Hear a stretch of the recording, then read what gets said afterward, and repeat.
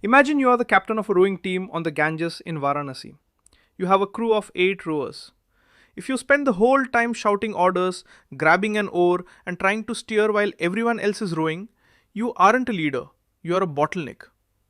This is the Disciplined Agile Scrum Master course, and our topic is the role of the Scrum Master Servant Leadership 101. Many people think a master is the person in charge who tells everyone what to do. That is the old school way of thinking. In the agile world, we shift that entirely. Servant leadership is the practice of leading by serving the needs of the team first, ensuring they have the tools, environment, and support to succeed. Think of it as being the person who clears the path so your team can run fast. If the rowers are hungry, you get them food. If their oars are splintering, you get them better equipment.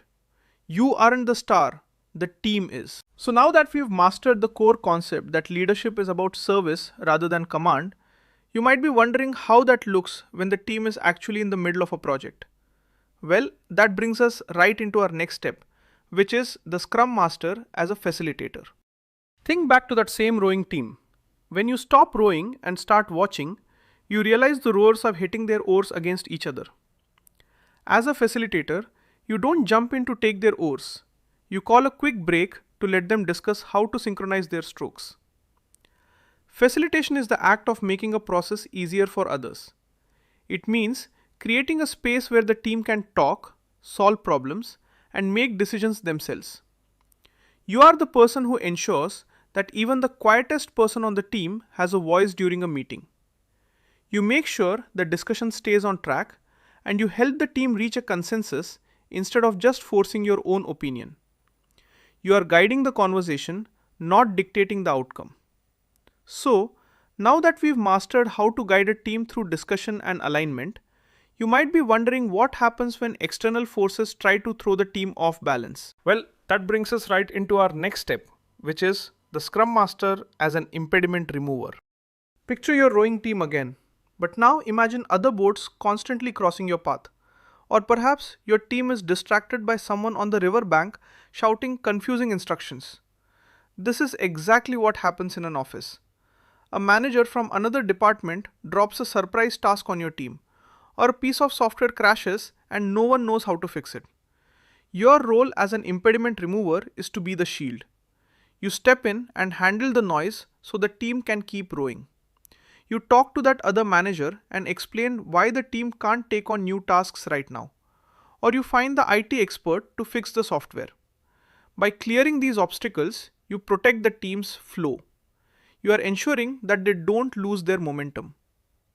So, now that we've mastered the art of clearing the path and protecting the team, you might be wondering how to coach the team to eventually solve these problems without you. Well, that brings us right into our next step, which is the Scrum Master as a coach.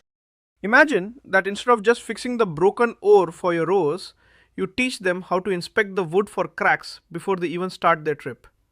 As a coach, you aren't just solving problems, you are teaching the team how to become self-sufficient.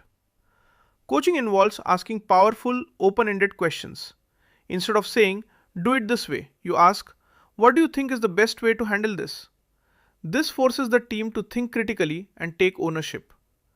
You want the team to reach a point where they don't even need you to remind them to do things. You are building their confidence and their skills. You are mentoring them to become better at what they do. So, now that we've mastered the art of coaching for long-term growth, you might be wondering how you keep this balance of supporting them without becoming a crutch.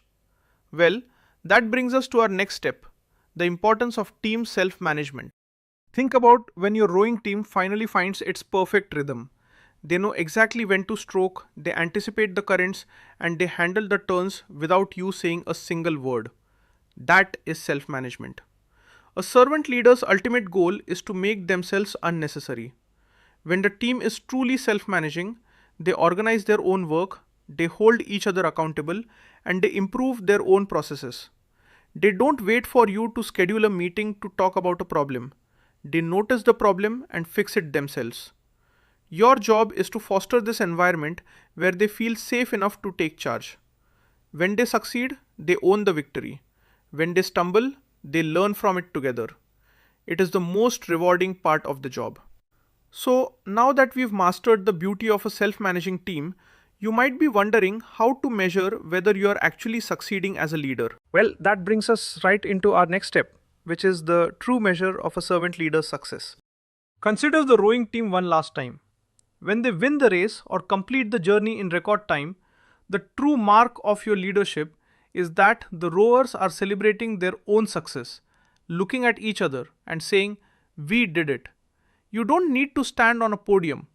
The success of a servant leader is measured by the growth and performance of the team.